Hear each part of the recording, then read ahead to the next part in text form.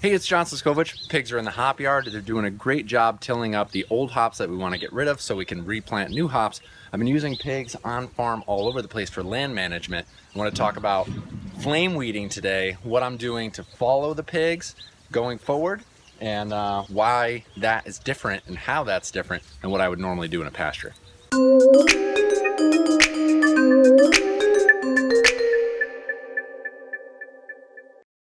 So normally when I'm rotating the pigs around my farm, I'll go through after I move their fence, rake it out, flatten it out a little bit, and throw some pasture mix, some clover behind them to kind of revitalize, regenerate my pasture. Plus they make kind of a moonscape even if they're there for a short period of time. So I want to regrow and replant that grass with stuff that I would prefer. I'm not always picky, I kind of take what I can get. I haven't done thorough in-depth knowledge about what a good pasture mix is for my area. I plant, a good general mix, and everything kind of sorts itself out from there. A lot of the natives come back, a lot of the invasives hopefully are leaving, but whatever. So in the hop yard, we're a different story. We have 21 250-foot rows and 1.4 acres. So a third of that, roughly 8 of those rows, we don't like those varieties. It's 2 varieties, 4 rows each, 8 rows total. We want to get rid of them. Third of the hop yard. It's kind of crazy, but we're doing it. Experimenting. Hops in the Northeast, still kind of young. Now, I went back and forth. What do I do? Do I put, I go through and till it? Do I spray the whole thing? What do I spray it with? I don't know. This is a terrible decision. And then realized I had a whole bunch of rototillers in the form of my pigs.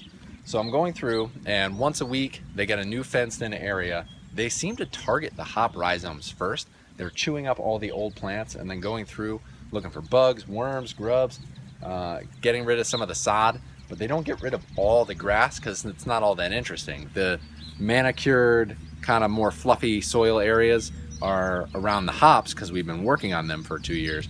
The rows, the aisles are a little bit more compacted. There's less life in there, but there is all this sod. So what I've done is gone through, and when I move the pigs, I follow behind them with the flame weeder. Now, a flame weeder is just a propane tank with a tube and then a very expensive handle that puts out 400,000 BTUs of propane flame that I control with a little trigger, and I just burn the grass. And as I'm explaining this, there's a video going on. You guys get to see it. And what's happening here is that we're not burning the grass. I'm not lighting any fires. You can even see that the grass doesn't light on fire. The only thing that lights on fire is the dead grass. But I'm heating up the plants to 130, 140, 160, I forget exactly what the temperature is, but I'm breaking down the cell structure in the grass so that that plant dies. And that top plant will die. It'll end up coming back because it's not killing the roots, but it'll be weaker. I've taken energy out of the plant.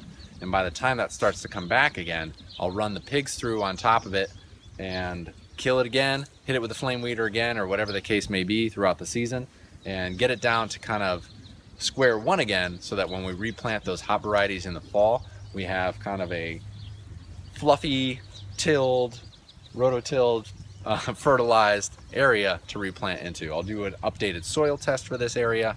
A lot goes into making these decisions, hard to fit in a 2-3 minute YouTube video.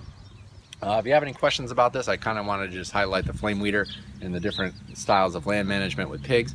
Let's keep the conversation going. Leave it in the comment section below.